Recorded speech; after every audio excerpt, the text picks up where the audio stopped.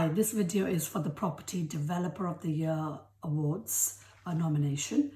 I'm Manni Chopra. A bit of background about myself. I've been a property investor and developer since 2011, and I've been investing in HMOs, buy-to-lets, and new build and conversion projects since then.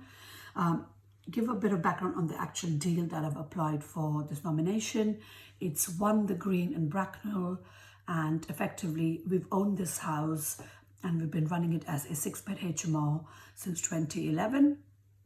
There was a lot of potential on this property, but not until 2018, 2019, we explored the option of looking at an add value on it.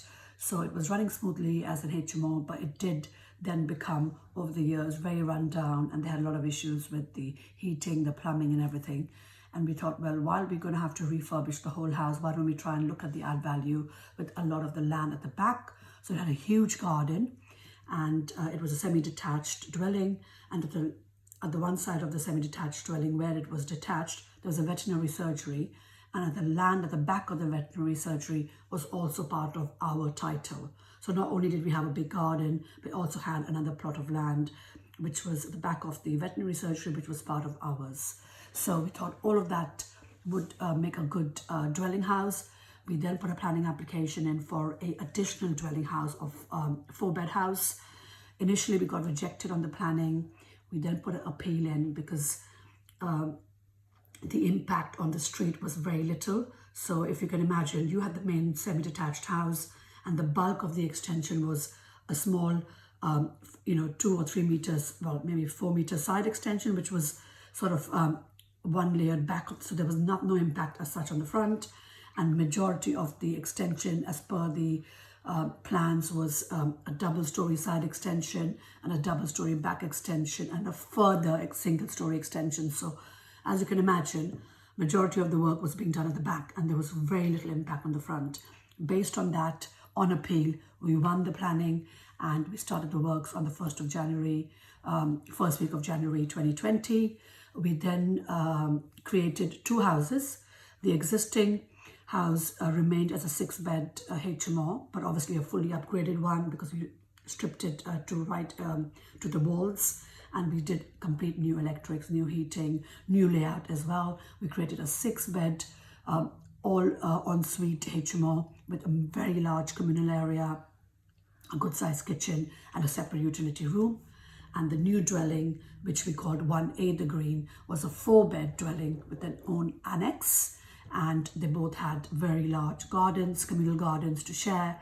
And effectively what it is now is a 11-bed HMO, but with 2 separate dwelling houses, 2 separate sets of kitchens, and all 11 bedrooms have got their own bathrooms to share, not to share, I mean en suites. So that's effectively a background on the deal. What I think makes it award-winning, obviously, is the fact that we persevered, we won it through appeal, but also the fact that the specification that we've used on this particular project is second to none. When we took it back to break and with the new build, we've gone completely very, very technical, and I'll send you some, videos on the application explaining to you the exact technical features of the deal. But we've gone at the hotel specification level, where not only does each room have its own private bathroom, we've got all the internet wires all hardwired in, the LED lights are all soundproofed, all the floorings and all the plasterboarding has different type of fire rating and sound rating depending on where the plasterboards have gone in, to avoid noise disturbance between the tenants when tenants are moving in and out of their rooms in different times and different sort of time scales. And all this extra bits, which I will mention to you in a separate video, goes together to prove that this particular project is definitely award-winning and award-worthy.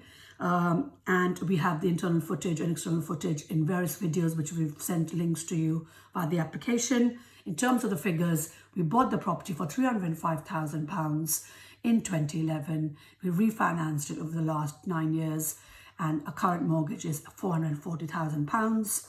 We spent £350,000 all in for build works, fees, consultancy, legal fees, and SANG, which was £5,000, like a 106 contribution. And it's been valued at £1,085,000.